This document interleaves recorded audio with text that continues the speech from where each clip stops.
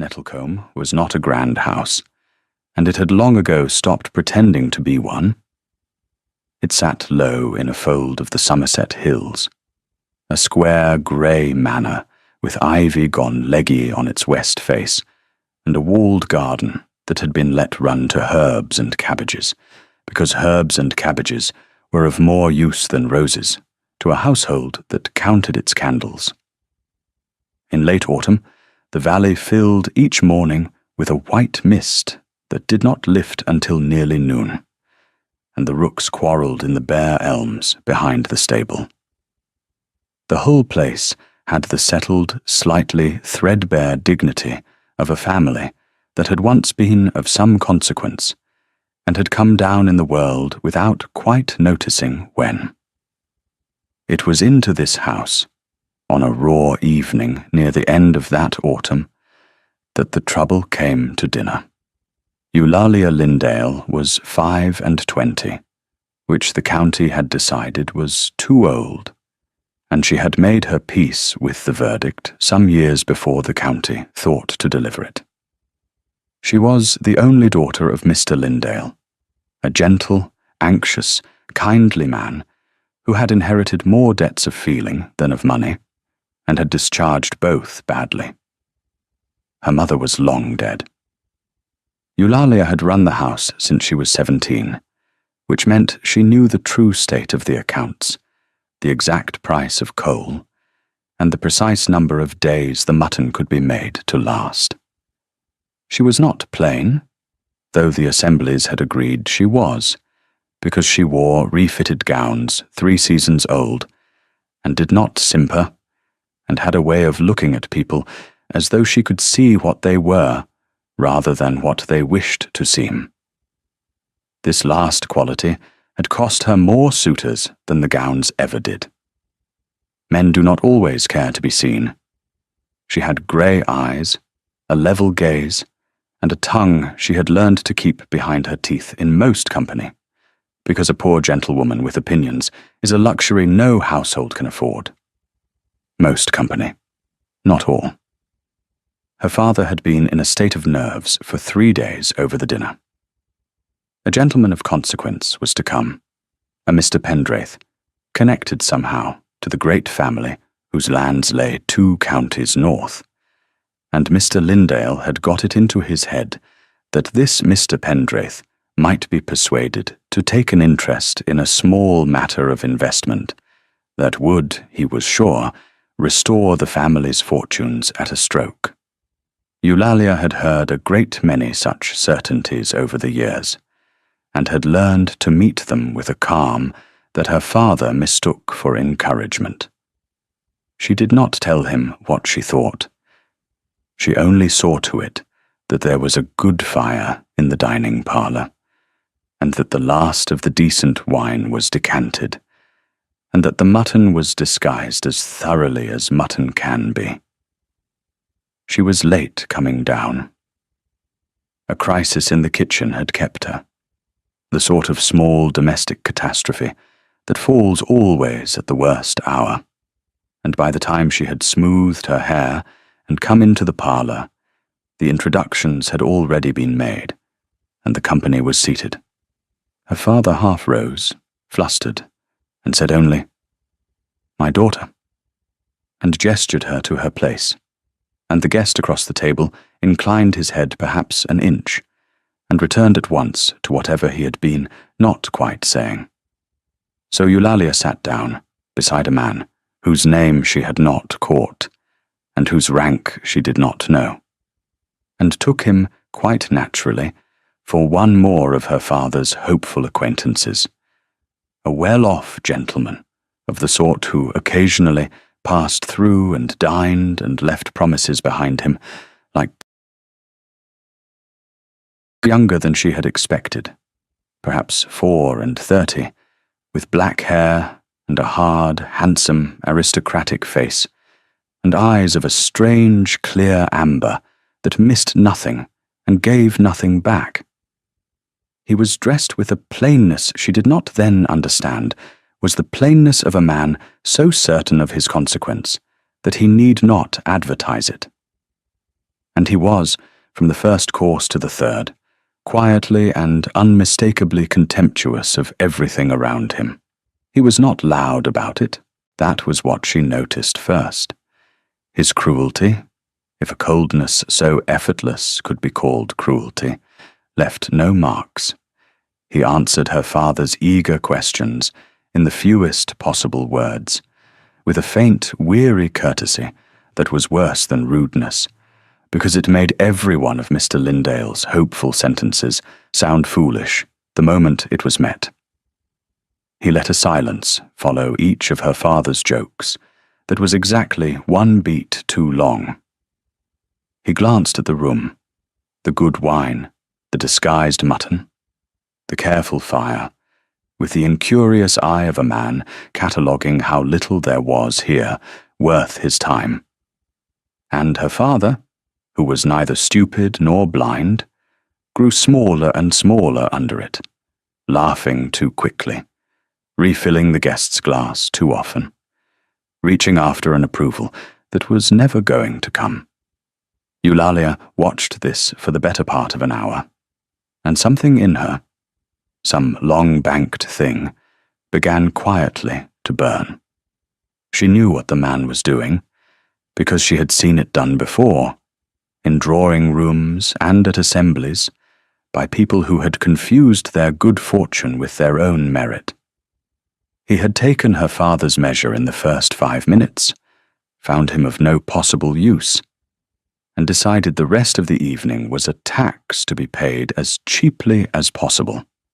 He did not know, and plainly did not care, that the wine he was letting go warm had been saved for a year, or that the man he was diminishing had spent 3 days in hope, or that hope, in a house like this one, was not a cheap commodity. He thought himself among lesser people, and he was letting them feel it, and he was doing it in her father's own house, at her father's own table, having eaten her father's bread.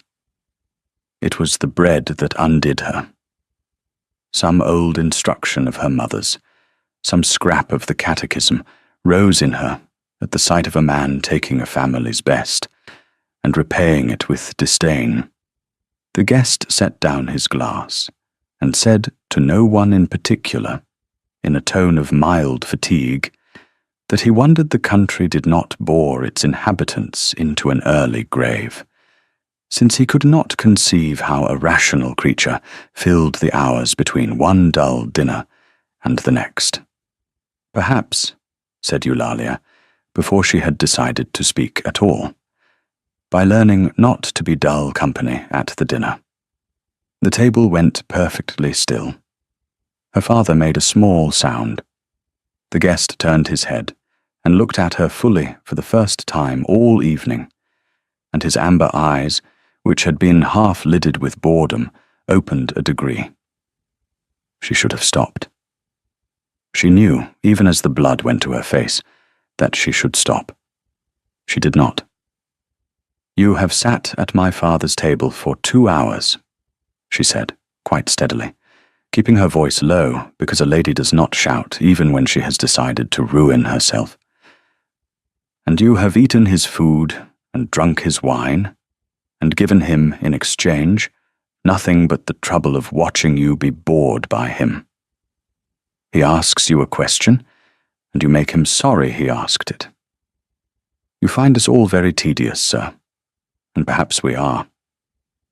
But there is a kind of tedium in a guest who has been shown every kindness a modest house can offer, and cannot trouble himself to be even ordinarily civil in return. Boredom is not a misfortune that happens to you. It is a discourtesy you are doing to us. I only thought you might like to know the difference, since no one, I suspect, has ever told you." The silence that followed had a weight to it. Somewhere in the kitchen, a pan was set down. Her father had gone the colour of the tablecloth. The guest did not answer at once. He looked at her for a long moment, and something moved behind the amber. Something she could not read, and she braced herself for the cold set-down that would come, the pleasant, devastating reply of a man who knew 100 ways to make a woman regret her tongue. It did not come. Instead, the corner of his hard mouth moved very slightly. Not a smile. The near side of one. "No," he said. "No one ever has." And that was all. He turned the conversation, with a deftness that startled her, to a matter her father could actually speak to, the drainage of the low meadow. And for the rest of the dinner, he was, if not warm, then at least present, drawing Mr. Lindale out on the one subject where the poor man had real knowledge, and letting him have, for 20 minutes, the dignity of being listened to. Eulalia sat through it, with her heart going hard, and her mind quite certain she had done something irreparable, and she did not once meet the guest's eyes, and she was glad when the cloth was drawn, and she could escape to the drawing-room and be ashamed in private. She learned who he was an hour later, when the carriage had gone. Her father came to find her, and he was not angry, which was somehow worse. He sat down heavily and looked at her with an expression of such complicated feeling that she rose in alarm. "Papa, what is it? I know I spoke out of turn. I am sorry. I will write to him. I will do anything you." "Eulalia," her father said. "Do you know who that was?" "A Mr. Pendraith, your friend from the north." "That," said her father, "was the Duke of Pendraith, Philip, 6th Duke of Pendraith. Pendraith is the family name, and the title both. He is one of the greatest men in England, and I have been trying for a year to be granted 5 minutes of his attention. And tonight he sat at my table, and my daughter told him he had no manners." Eulalia sat down again, rather suddenly. "A duke," she said. "A duke?" She thought of the plain coat that had not been plain at all. She thought of the certainty of the man, the way the room had seemed to arrange itself around him without his lifting a finger, the way her father had reached and reached. She thought of what she had said, word by dreadful word, to one of the greatest men in England at her father's table, when her father's every hope had hung on the evening. She put her face in her hands. "Papa, I have ruined us." But her father, strangely, did not seem to think so. He was quiet a while, turning his empty pipe in his hands. "He asked me your name again at the door," he said. "As he was leaving, he asked me to repeat it. And he said a thing I did not understand. He said, 'Your daughter is the only person who has spoken the truth to me in 11 years, Mr. Lindale. See that you value her.'" Her father looked up. And then he was gone. "I do not know what to make of it, child. I do not know at all." He rode north through the dark for a long way before he let himself think about it. And when he did, it was with a kind of irritation, because the thing would not leave him alone. Philip Pendraith had been spoken to by a great many people in his life.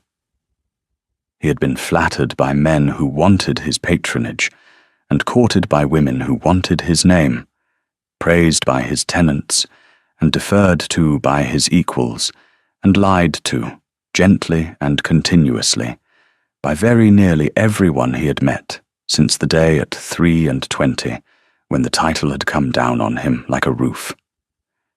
He had learned to hear, underneath the words, to the want beneath them, and the want was always there, and after a while a man stops listening to anything else. He had come to Nettlecombe because a connection of his mother's had asked it as a favour. He had gone chiefly to be somewhere his own household could not reach him, and he had expected a dull evening among hopeful strangers. He had got exactly that, And then a woman in a made-over gown had looked at him across a table of disguised mutton, and told him, without heat and without fear, that he was being unforgivably rude. She had not wanted anything from him. That was the thing his mind kept returning to on the dark road. She had not known who he was. She had believed him a mere gentleman, a man she would very likely never see again. A man who could do nothing for her and nothing to her, and she had told him the truth anyway, because it was true, and because he had wronged her father under her father's own roof, and she could not sit still under it. He had watched the colour come up in her face, and had understood that she was frightened, that she knew she was doing herself harm, and that she had done it regardless. He could not remember the last time anyone had risked anything to tell him a true thing. He was not sure anyone ever had. And there had been the other matter, which he liked even less to examine, which was that she had been right. He had been rude. He had gone into that modest house carrying the great grey weight he had carried for a year, and he had let it make him cold, and he had spent a decent man's hope like loose change, because it was easier than feeling anything. His brother would have been ashamed of him. The thought arrived before he could stop it, and it brought its familiar knife with it, and he rode the rest of the way home in the particular darkness that had been his companion since the previous winter, when Edmund had died. Edmund, his younger brother, 24, all warmth where Philip was all reserve, the one person alive who had loved Philip without wanting a single thing from him. Edmund had taken a fever on a walking tour in the Italian states. A stupid, ordinary fever, the kind that kills the young for no reason at all. By the time the letter reached England, he had been 3 weeks in the ground under a foreign sky. And Philip had not been there. He had not written the last letter he had meant to write. He had let a foolish coldness lie between them over some forgotten quarrel that he could no longer even reconstruct. He had frozen after that. He knew he had. He had felt the ice come down and had not fought it, because feeling nothing was easier than feeling that. 11 years, he had told the man at the door. He had said 11 years, meaning the whole span of his dukedom. But the truth was narrower and worse. It was 1 year. It was Edmund. The woman at the table had reached through a year of ice and found the man underneath, and she had not even been trying. And Philip Pendraith rode home through the dark, not knowing that a door he had believed permanently shut had been left, that evening, a little ajar. He told himself he would forget her. He was a duke, and she was a country nobody with a sharp tongue, and there was an end to it. He did not forget her. Winter came down over the 2 counties, and Eulalia went back to the accounts, and the coal, and the mutton, and did her best to forget the whole mortifying evening. It should have been easy. The Duke was gone, back to whatever great cold life produced men like that, and she would never see him again. And the only lasting harm was the loss of her father's ridiculous investment scheme, which she had never believed in anyway. She had spoken the truth and paid for it, and that was that. Except that her father had begun, that winter, to talk of London. It was an old campaign of his, renewed each year with the hopefulness of a man who never learned. And each year, Eulalia had turned it aside. There was an aunt in town, her mother's sister, Mrs. Verity Cardew, a widow of small fortune and large ambition, who had been trying for years to get Eulalia to town for a season, on the theory that a girl not yet entirely on the shelf might still be disposed of if she were only put in the right rooms. Eulalia loathed the whole idea. She knew precisely what a season meant for a woman of her age and means. It meant standing at the edge of ballrooms in a gown that could not compete, being looked over and passed by, being pitied by the kind and cut by the cruel, and coming home in the spring, having spent money, the household did not have to purchase a fresh season's worth of humiliation. She had refused it for 4 years running. This year, for reasons she did not fully examine, she let herself be persuaded. Perhaps it was that her father's disappointment over the Duke had aged him. Perhaps it was that she was 25 and could feel the door of her own life beginning, quietly, to close, and had thought that she might at least look through it once before it shut. Whatever the reason, when the aunt's letter came in the new part of the winter, pressing the old scheme, Eulalia surprised everyone, herself most of all, by agreeing to go. She did not know that the Duke of Pendraith would be in London that season. She would not have gone if she had. And she certainly did not know about Lady Sidonia Marle. Some years before, that lady had decided that she would be the next Duchess of Pendraith, and had been waiting with the patience of the truly determined for the Duke to come out of the strange cold grief that had taken him the year before. The season now beginning was the one in which she meant, at last, to close her hand. London, in the wet end of winter, was exactly as grim as Eulalia had expected, and her aunt's house, in a narrow street off a fashionable square, was exactly as full of contrivance. Mrs. Cardew was not unkind, but she was relentless. She surveyed her niece on the first evening, the way a general surveys poor ground he must nonetheless take, and set about at once with modistes and vouchers, and a list of eligible gentlemen, ranked, with a frankness that made Eulalia laugh aloud, by income and infirmity. Eulalia submitted to the gowns, because there was no help for it. She submitted to being paraded, because she had come to be paraded. But she kept her own counsel, and her own dry gaze, and she watched the whole glittering machinery of the marriage market turn with the detached interest of a woman who did not believe it would ever grind out anything for her, and was not sure she wanted it to. She saw him again at the Harkness ball, 3 weeks into the season. She did not see him arrive. She felt the room change, the way a field changes when a cloud crosses the sun. A ripple of turned heads and lowered voices and quickened fans, and she looked where everyone was looking.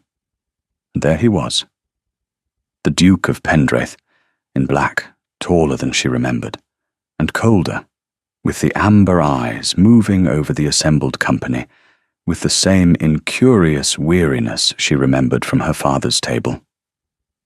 For one instant, she felt only the old mortification, hot and total, and she turned to flee behind a pillar like a girl. She was too slow. His gaze, travelling the room, stopped on her. She saw him go still. She saw the boredom drop from his face all at once, replaced by something sharper and much more disconcerting, and she understood with a sinking heart that he had recognized her, and that whatever was going to happen now, she could not prevent. What happened was that the Duke of Pendraith crossed the entire length of the Harkness ballroom, in full view of everyone who mattered in London, and stopped in front of a nobody in a made-over gown, and bowed to her as though she were a person of consequence. "Miss Lindale," he said. The room, which had been pretending not to watch, gave up all pretense. "Your Grace," Eulalia managed, and curtsied.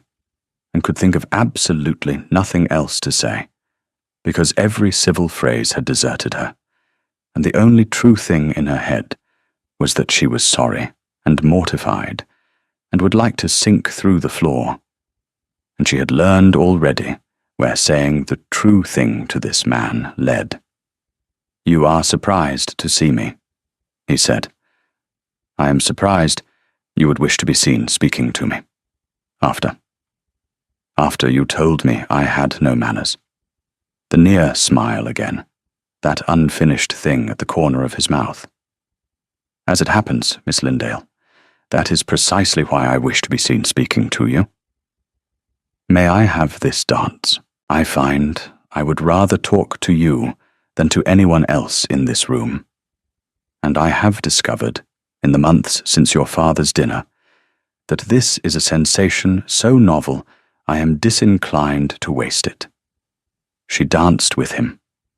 She could hardly refuse, with half of London watching. And in any case she found she did not want to refuse, which alarmed her more than the watching did. He danced well and said little, and what little he said was dry and honest, and entirely without the flattery she had braced for.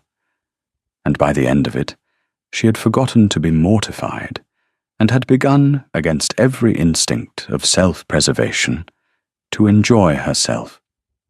She did not see Lady Sidonia Marle, at the edge of the room, watching the Duke of Pendraith dance with an unknown girl in an old gown and doing sums. "We'll take a very short break. If you don't want to miss new stories, please subscribe to the channel." He called on her aunt's house 2 days later. He called again the week after.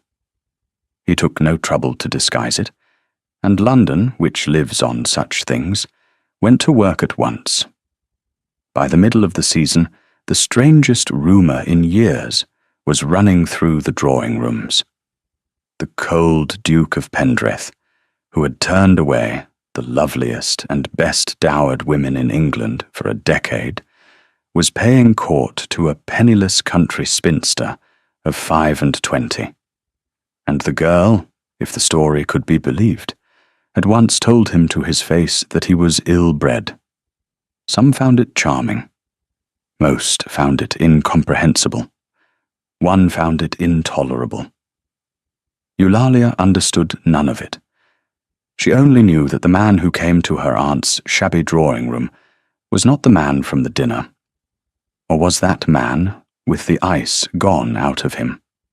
He talked to her as though her opinions were worth having, and asked her questions no one had asked her in her life, and listened to the answers. She remembered one afternoon in particular.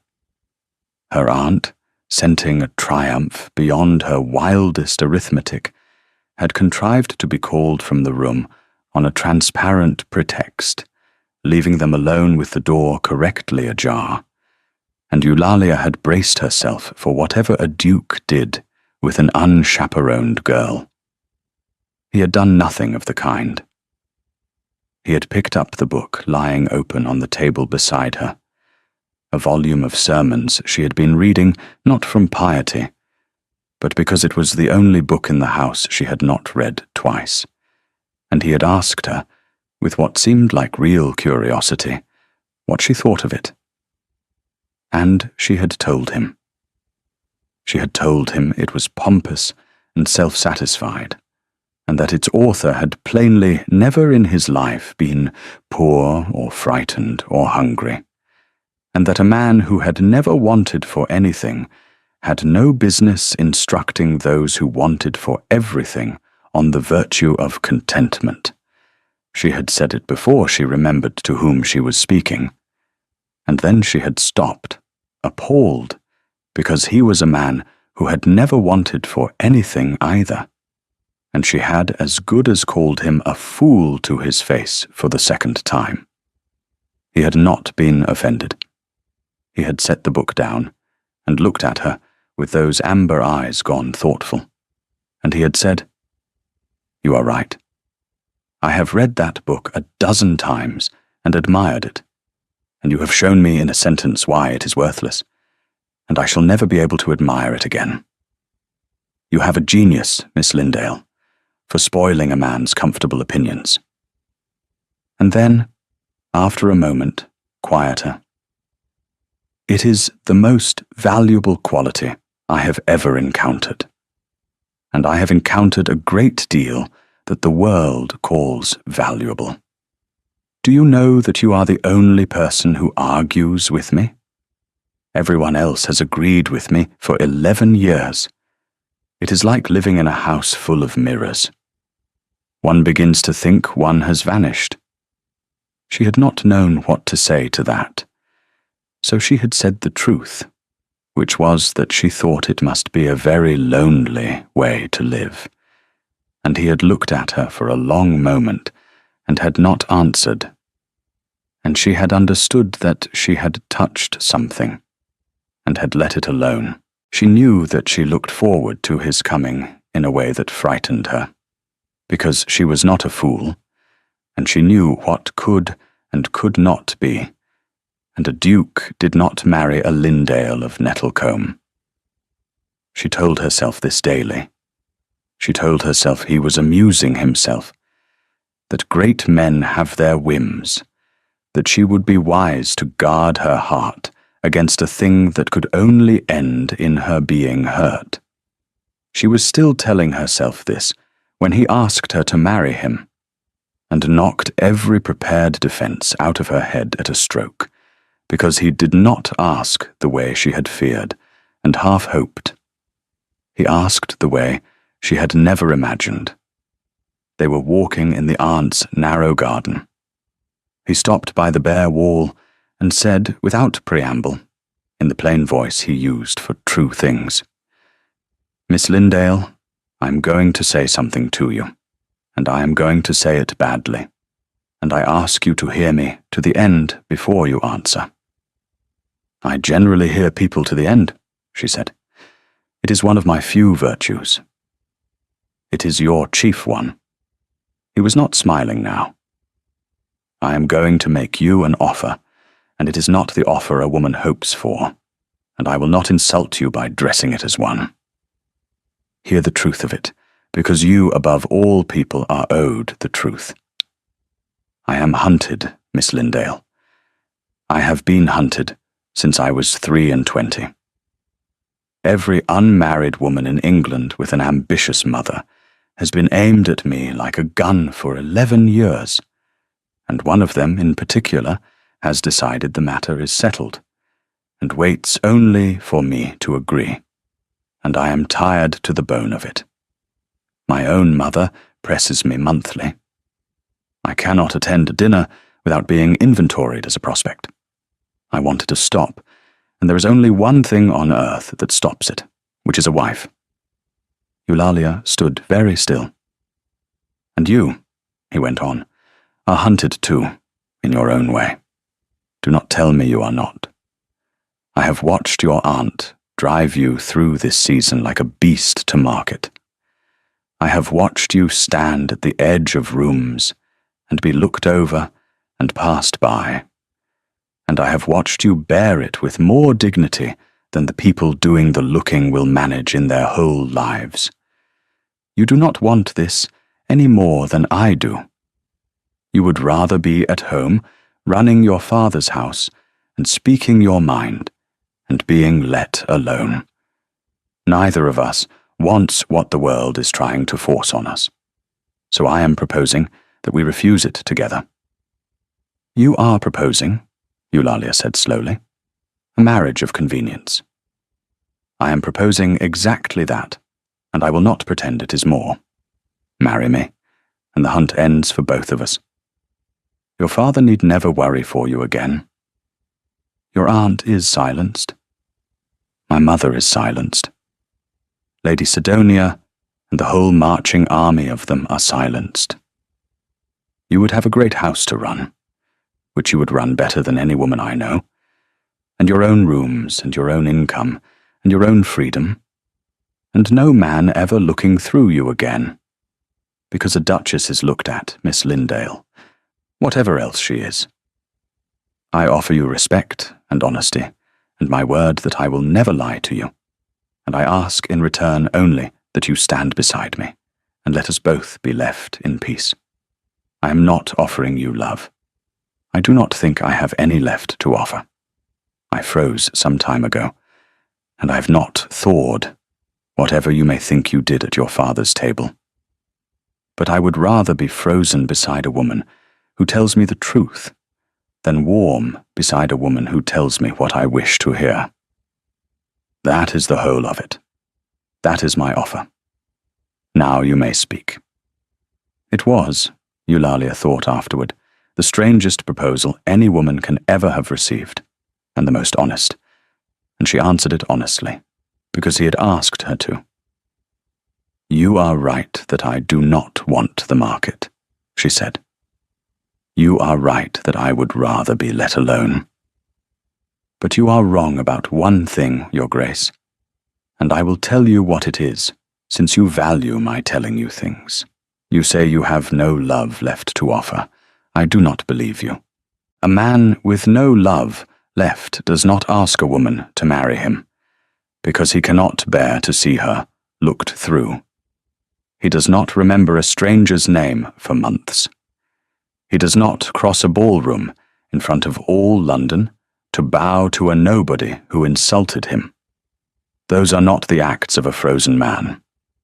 They are the acts of a man who has frozen himself on purpose because something hurt him past bearing, and who does not yet know the ice is already cracking. I do not know what hurt you. You need not tell me. But do not tell me you cannot love, because I do not think it is true, and I will not begin a marriage, even a convenient one, on a thing that is not true. He looked at her for a long time in the grey garden light. When he spoke, his voice had changed. My brother died last winter, he said. Edmund, I was not there.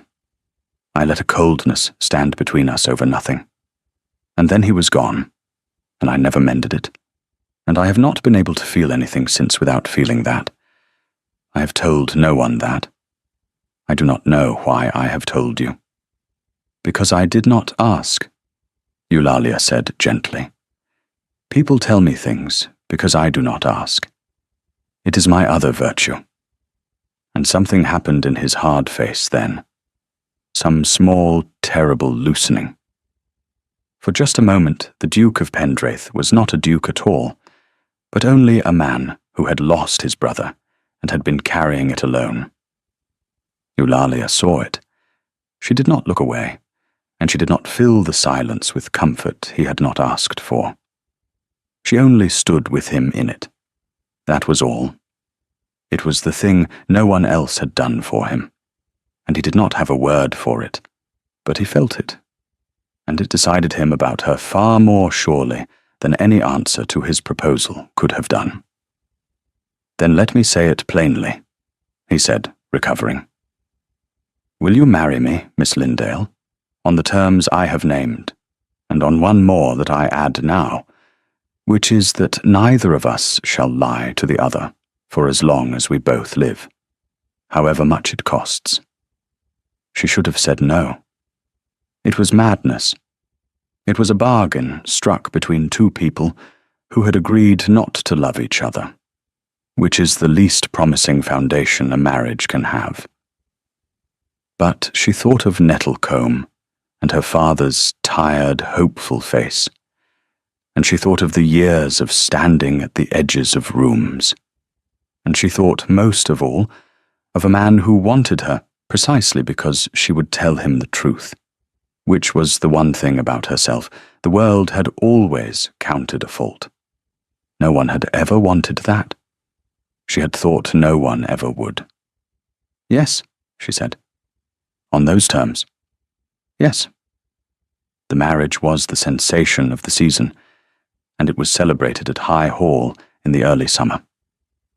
Eulalia went from a made-over gown in a narrow drawing-room to the mistress of one of the great houses of England in the space of a single spring. She managed the transformation with a composure that surprised everyone who had wagered against her. It came from the simple fact that she had never confused the house with herself.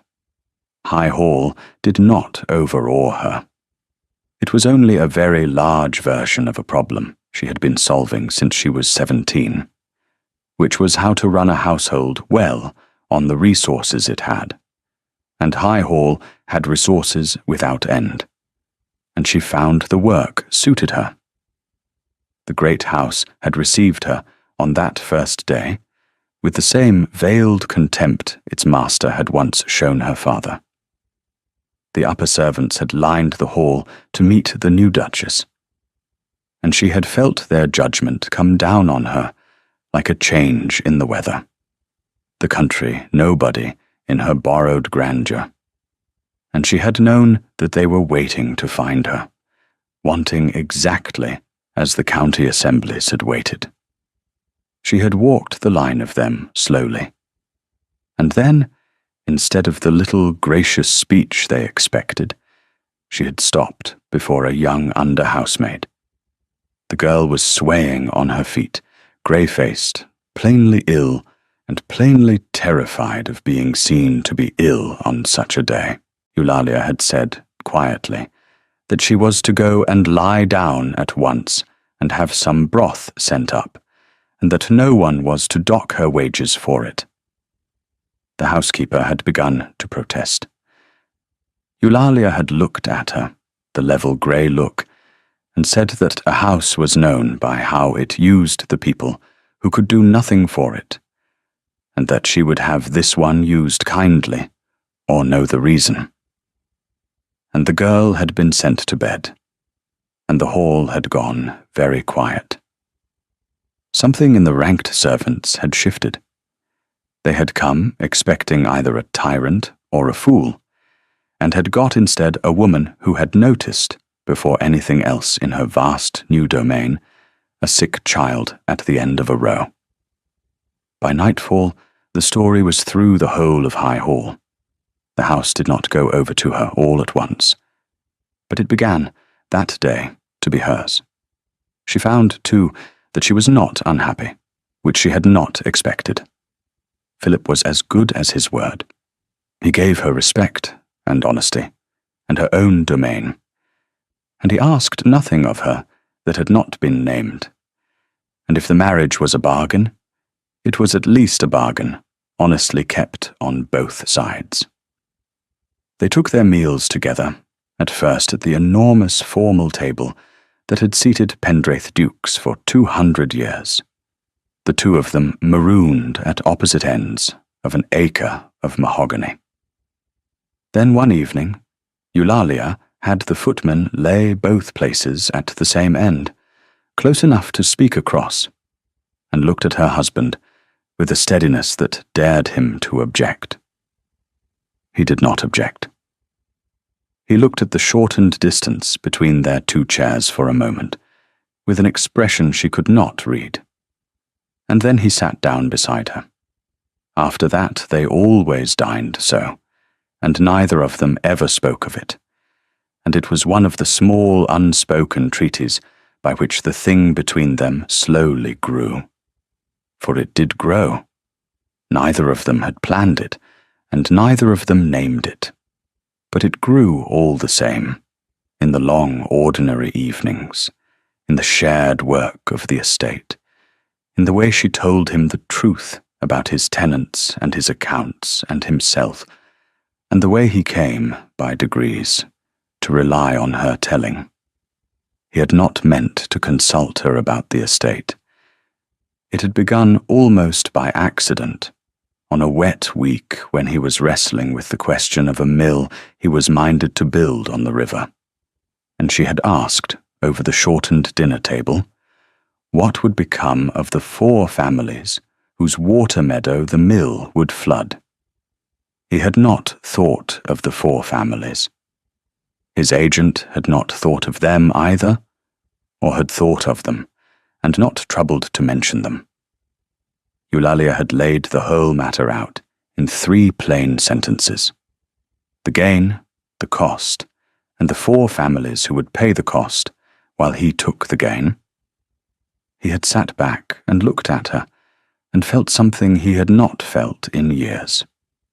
It was the sensation of being shown a thing he had been too high up to see.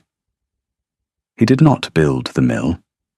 He built a smaller one, further down, where it flooded no one. And after that, he brought her the difficult questions as a matter of course. It was not because a duchess was owed a voice, but because hers was the one voice in his whole establishment that told him what he did not wish to hear, and he had discovered that he could no longer do without it. He thought about that, riding the boundaries of his land one grey morning near the turn of the summer. He had married her to be left in peace, he reminded himself. That had been the bargain.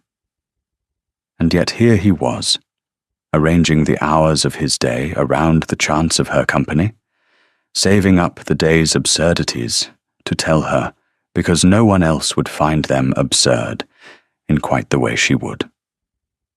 And the great grey weight he had carried since the winter was, for whole hours at a time, simply gone. He did not know when it had gone. He only knew that he woke now without the first thought being Edmund, and that he had begun once or twice to laugh. The house he had come back to as a dead man was full these days of a living woman's voice telling him plainly that he was wrong about things, and he would sooner cut off his hand than go back to the silence. He had told her he had no love left to give. He had believed it. He rode home that morning, no longer sure it had ever been true, and the not being sure frightened him more than the grief ever had, because grief he understood. And this he did not. Not all of it was grief. She would have been sorry, later, to give the impression that those first months at High Hall were only a long, careful tending of a wounded man, because they were not. There were ordinary evenings, and some of them were happy. There was a library the length of a barn, and on winter nights they fell into the habit of sitting in it together. She had the accounts or a book. He had whatever a duke does of an evening. The two of them at either end of a great sofa with a fire between them and the wind at the tall windows. She made him laugh for the first time on such a night.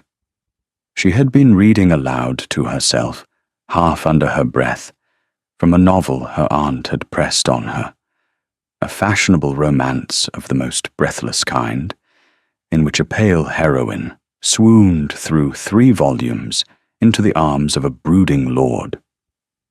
Eulalia had begun to supply the story with a commentary of her own.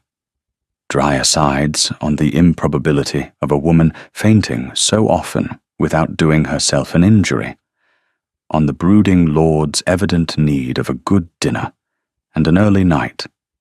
She had forgotten Philip was listening, until she heard him make a sound she had never heard him make before. She looked up. He was laughing. Not the near smile, the unfinished thing at the corner of his mouth, but a real laugh, helpless and surprised, as though it had got out before he could stop it. He looked almost alarmed by it himself. "Do that again," he said, when he had recovered. "Read me the next part. I have not laughed in longer than I can tell you, and I find I have missed it, and I did not know I had." So she read him the next part, and improved it as she went, and he laughed again, and something in the long, cold library warmed by more than the fire. She did not think of it as a victory. She did not think of it at all then. But she remembered afterward that it was the night she stopped guarding her heart against him, because a woman cannot go on protecting herself from a man she has heard laugh like that, at her own foolish jokes, on a winter night, in a house they were both learning to call home. She saw the grief itself only once in those early months, and she never forgot it. She had gone looking for him on a still evening, and found him in a part of the house she had not entered.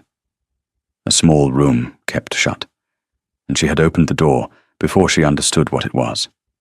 It was a boy's room, Edmund's, kept exactly as its owner had left it. The books, the fishing rods, a coat on a hook, a boy's whole abandoned life held in a stopped moment.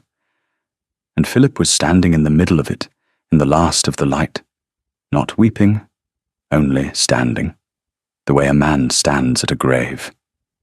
She should perhaps have withdrawn. She did not. She came in quietly and stood beside him, and looked at the coat on the hook, and said nothing at all.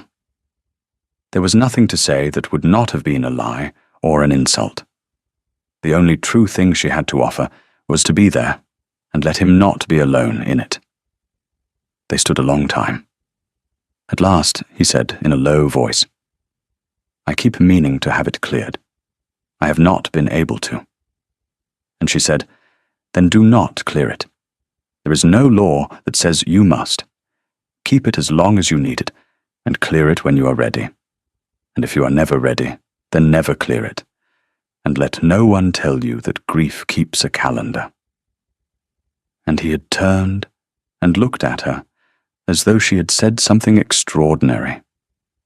And perhaps she had. After a moment he had taken her hand, there in his dead brother's room, the first time he had ever reached for her of his own accord. She had let him hold it. That was all, and it was a great deal. His mother saw it before either of them did.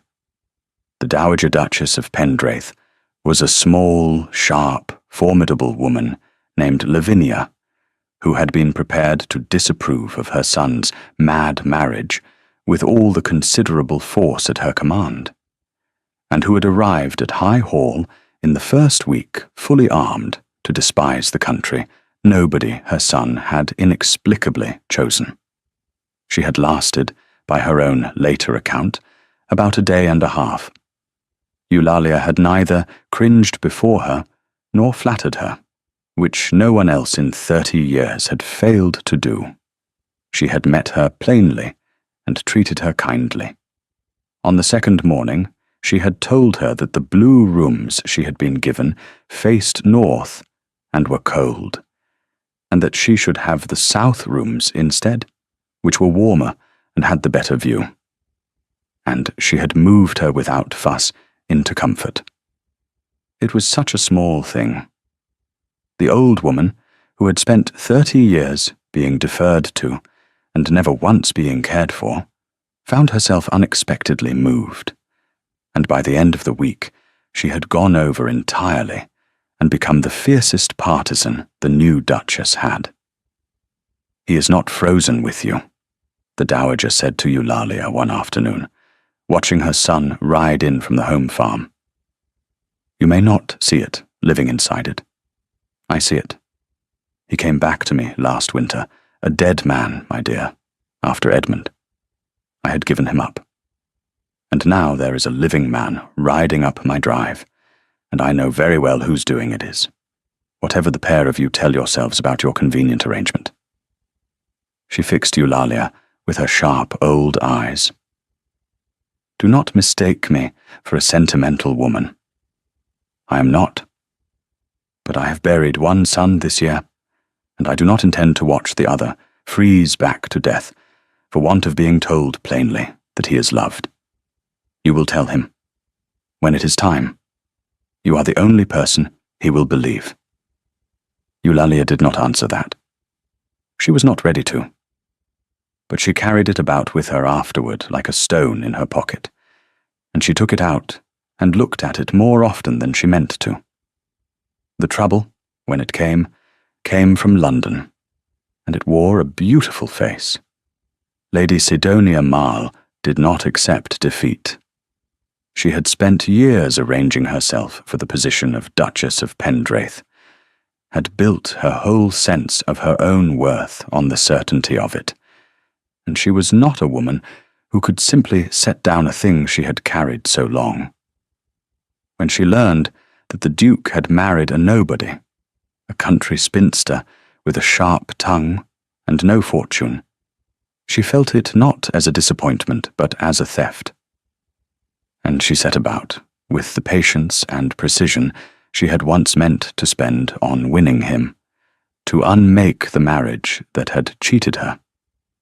She began with words, because words were her weapon. She could not attack the Duke, so she attacked the Duchess. And she did it in the pleasant, smiling, bloodless way of her kind, so that no single thing she said could ever be held against her.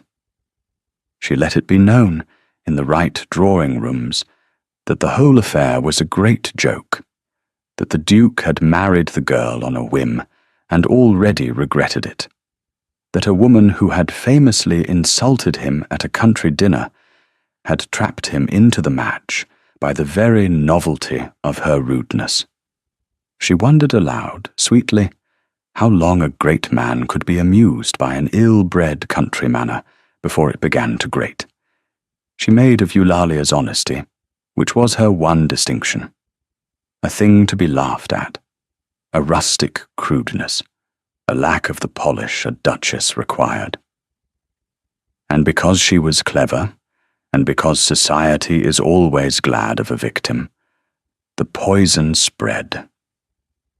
It reached High Hall in the way such things always reach the person they concern last. Eulalia began to notice a coolness in the county families who called a certain veiled amusement, a way people had of watching her at the dinner table, as though waiting to be entertained by a solecism. She understood it fully one afternoon, when two of the great ladies of the neighborhood called together, ostensibly to pay their respects, and sat in her drawing-room, drinking her tea, and doing, with exquisite politeness, precisely the work Lady Sidonia had sent them to do. They admired everything a shade too much. They asked, with wide, sympathetic eyes, whether the Duchess did not find the management of so great a house a terrible burden, coming as she did from a smaller way of living, and whether she would not prefer to leave such things to the housekeeper who understood them. They mentioned, in passing, how very droll the story of the dinner had become in town, how everyone was repeating it, and they laughed, kindly, inviting her to laugh with them at herself, at the country girl who had scolded a duke over the mutton. And Eulalia, pouring the tea, understood that she was being invited to a choice. She could laugh along and be their pet, the amusing rustic who knew her place, or she could take offence and be their proof, the vulgar creature who could not take a joke. Both roads led where they wished her to go. She took neither. She set down the pot and said pleasantly that the story was quite true.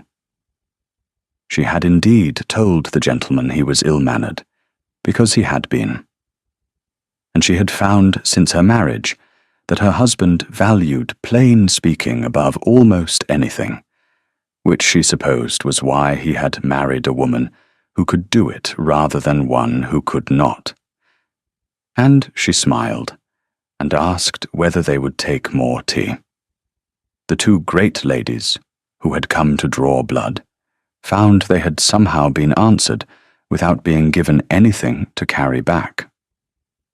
They went away a little baffled, and reported to Lady Sidonia that the country duchess was harder to break than they had been led to believe. But the calls left their mark all the same. Eulalia sat alone after they had gone, and felt the old cold feeling from the edges of 100 ballrooms, the sense of being surrounded by smiling people who were waiting for her to fall. And she understood that the campaign against her was real and patient, and would not stop, and that sooner or later it would find its ground. She began to hear her own famous story come back to her, bent out of shape, told now as a tale not of honesty, but of vulgarity. And in the late summer, when the Duke gave a great ball at High Hall, the first he had given since his brother died, Lady Sidonia came, invited by right of old connection, and brought her campaign into the house itself. The ball was to be Eulalia's presentation as Duchess to the whole of the county and half of London, and Lady Sidonia had chosen it, with a strategist's eye, as the ground on which to destroy her. Eulalia dressed for it that evening with a heavy heart.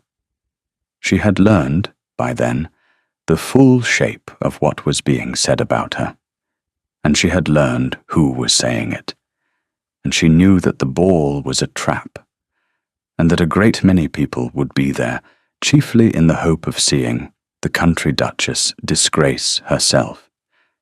She looked at herself in the glass, in the first truly fine gown she had ever owned, and she felt the old feeling from the edges of 100 ballrooms, the certainty of being found wanting. And for a moment, her courage failed her. Philip found her there. He had come to fetch her down, and he stopped in the doorway and looked at her for a moment. And then he crossed the room and stood behind her, and their eyes met in the glass. "You are afraid," he said. It was not a question. He had come to know her too well for questions. "They are all coming to watch me fall," she said. "Sidonia has seen to it. I know what is being said, Philip, that you regret me, that I am a rustic joke you tired of, that I trapped you." She had not meant to say his name. It had come out on its own, the first time she had ever used it, and she heard it land in the quiet room, and did not take it back. I do not know how to fight her. She fights with smiles and whispers, and those are not weapons I have. If I answer her cruelty with cruelty, I become the vulgar creature she says I am. And if I say nothing, they will think it true. I do not know what to do. He was quiet a moment. Then he turned her gently by the shoulders to face him, away from the glass. "You called me Philip," he said. "I did. I am sorry. Do not be sorry. I have been waiting the better part of a year to hear it." And there was the near smile again, but fuller now, nearer to a whole thing than she had ever seen it. "Eulalia, listen to me, because I am about to tell you something true, and we do not lie to each other. You ask how to fight a woman who fights with smiles and whispers. You do not fight her at all. You have never once in your life won anything by being other than exactly what you are, and you will not begin tonight. She wants you to answer her in her own coin, so that she can prove you are what she says. Do not give it to her. Go down those stairs and be the woman who told a duke he had no manners at her father's table. Be honest and be kind, and be entirely without fear, and let every soul in that room see the difference between a woman who says true things and a woman who says pretty ones. That is a contest you cannot lose, because you have been having it your whole life, and it is the only reason I am standing here at all." She looked at him. "You told me once," she said slowly, "that you had no love left to offer. I did tell you that. Was it true?" The Duke of Pendraith looked at his wife for a long moment in the candlelight on the evening of the ball that was meant to destroy her, and he did the thing he had promised he would always do, which was not to lie to her. "No," he said. "It was not true. It has not been true for some time. I think it stopped being true at your father's table, though I did not know it then. I have been frozen a long while, Eulalia, and I told myself I liked it, because a frozen man cannot be hurt, and I had been hurt past bearing, and did not mean to be again. And then a woman in an old gown told me the truth across a table of bad mutton. She would not be afraid of me, and would not want anything from me, and the ice I had been so careful of began to go. I have been thawing ever since, against my own will, and it is the best thing that has happened to me in 11 years. I did not marry you to be left in peace. I told myself I did. I married you because you were the only living thing that had reached me since my brother died, and I could not let you go back to the edge of some other man's ballroom. That is the truth. You asked for it, and there it is. And now let us go down, and let London see what an honest woman looks like. She could not speak. She put her hand flat against his chest, over his heart, and felt it going hard and quick under her palm. This man who had told her he was frozen. She found that her eyes had filled, and she blinked the tears back, because there was a ball to be gone to, and a battle to be fought. But she left her hand where it was a moment longer, and he covered it with his own. Neither of them said anything. The thing was said now, and did not need repeating. Then she lifted her chin and took his arm, and they went down together. The ball was everything Lady Sidonia had planned, and nothing that she had planned. The great rooms of High Hall blazed with light, and the county and half of London filled them, and every eye turned when the Duke and the new Duchess came down the stair, and a low hum of anticipation ran through the crowd. The anticipation of people who have come to see a fall. Lady Sidonia stood near the foot of the stairs, exquisite in silver, smiling her pleasant smile, ready. She made her move early, before the dancing, in the way she had planned it, in a knot of the most important guests, where the maximum number of the right people would hear. She greeted the Duchess with wide, warm, poisonous civility. In a voice pitched to carry, she said how brave it was of dear Eulalia to attempt so grand an entertainment, and how charming it was that the Duke had taken a wife with such refreshingly natural country manners. She did so hope, she said, that the evening would not prove too great a strain, since a house like High Hall could be so very demanding for one not born to it. Every word was a knife wrapped in silk. The circle waited, smiling, for the country duchess to redden, or to stammer, or to lash out and prove herself the vulgar creature the story promised. Eulalia did none of those things. She looked at Lady Sidonia with her level grey gaze, the gaze that saw what people were rather than what they wished to seem. She let a small silence fall. And then she said, without heat, in the clear, quiet voice she had used at her father's table, "You are very kind to concern yourself, Lady Sidonia. I know that you had hoped to be mistress of this house yourself, and I am sorry for your disappointment, truly. It is a hard thing to want something for years and see it go another way. I do not hold your feeling against you. But I think you should know that you cannot make me ashamed of who I am by naming it, because I have never been ashamed of it, and a person who is not ashamed cannot be shamed.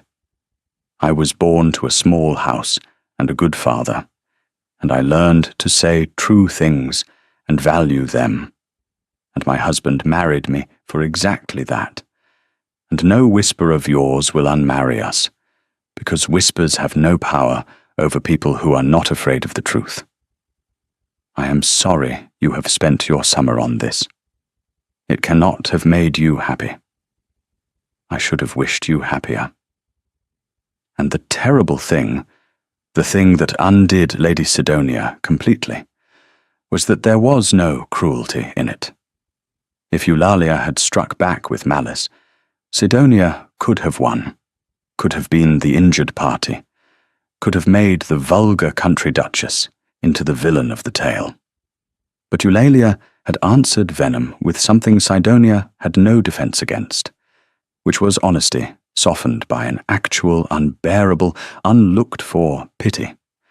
She had named Sidonia's true wound out loud, gently, in front of everyone, and forgiven it, and wished her well. And there is no smiling reply to that. The circle, which had come to watch a country woman disgrace herself, found itself watching instead a great lady's cruelty met with a grace it could not touch, and the sympathy of the room, which is a tide that runs always toward dignity, turned in an instant and turned against Sidonia.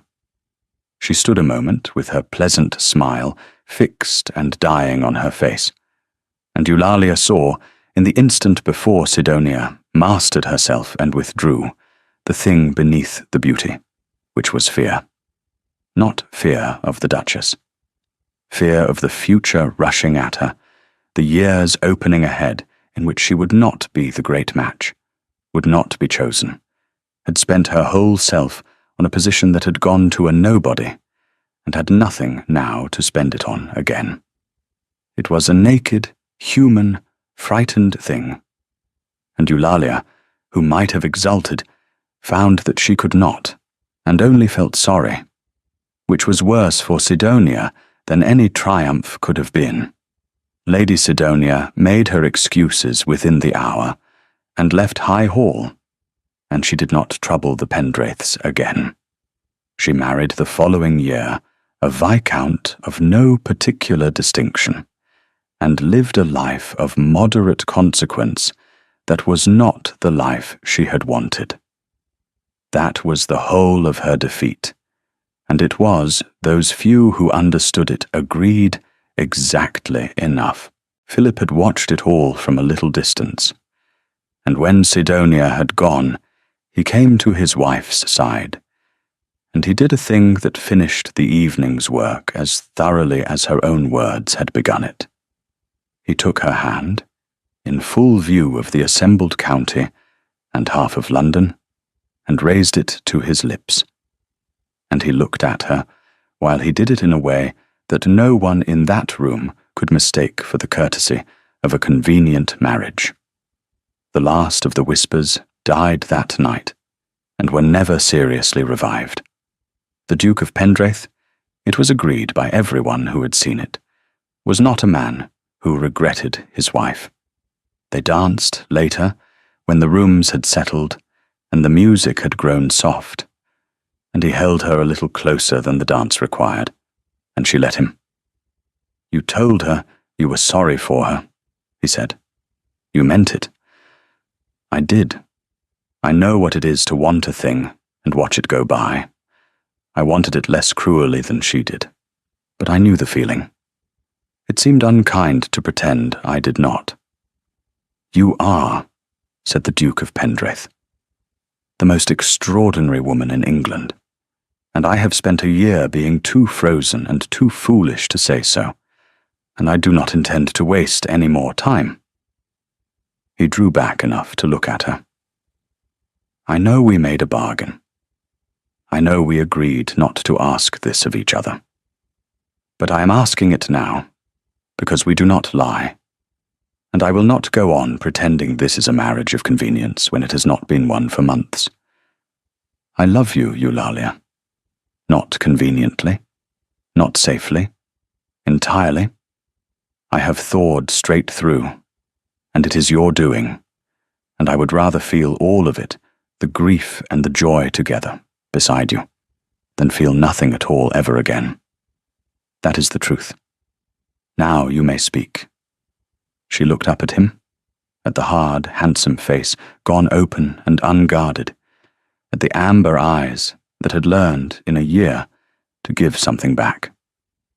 "I stopped telling myself it could not be, weeks ago," she said. "I only did not say so. because I was waiting for you. You are slow, Your Grace, for a clever man.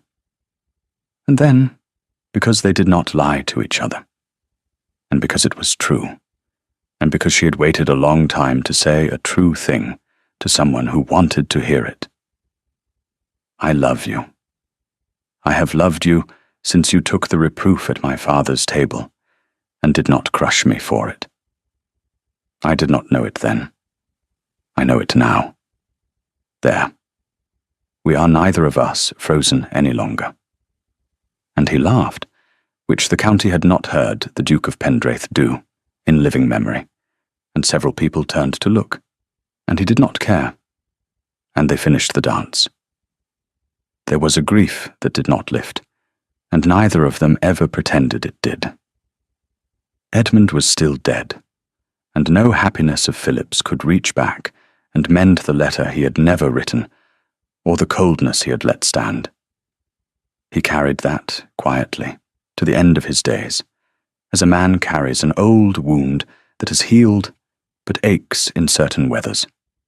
But he carried it now, as a living man carries such things, and not as a frozen one. Eulalia knew the whole of it, and never once asked him to feel less than he felt. That was the gift she gave him that no one else could have, the same gift she had given him in her aunt's grey garden. It was to stand with him in the hard thing, and not fill the silence. His mother, the dowager, lived long enough to see it, and to hold the first of her grandchildren before she died. He was a small, dark-haired boy, with his father's amber eyes. And already, everyone said, though he was far too young for anyone truly to know it, he had the promise of his mother's habit of looking at people as though he could see what they truly were. They called him Edmund. It was Eulalia's idea. Philip could not have proposed it, but when she did, he had to leave the room for a while, and when he came back his eyes were wet, and he only took her hand and pressed it. And that was all, and it was enough. Years later, when they were no longer young, the Duke and Duchess of Pendraith would sometimes dine alone at the great table at High Hall. At the near end of it, close enough to talk, the two places always laid together where 200 years of Pendraiths had sat marooned at opposite poles of the mahogany. And now and then, on such an evening, Philip would look down the long, empty stretch of the table toward where a guest would sit. He would remember a raw autumn night in a modest house 2 counties south, and a woman in a made-over gown who had not known who he was. She had told him, across a table of disguised mutton, that boredom was not a misfortune that happened to him, but a discourtesy he was doing to others, and that no one, she suspected, had ever told him the difference. Someone had told him that night. It had cost her everything she had to spend, and she had spent it on a stranger who could do nothing for her, because it was true and needed saying. He had crossed his whole cold life to reach her after that, and he had never once been sorry. For a house, he had learned, and a life, and a heart, are none of them saved by the people who tell you what you wish to hear. They are saved, if they are saved at all, by the one person with the courage to tell you the truth at the table, when the truth is the last thing in the world you want, and the first thing you need. Thank you for listening to the story all the way to the end. Please tell us which city you're watching from, and what the story made you feel. Don't forget to subscribe so you won't miss new stories.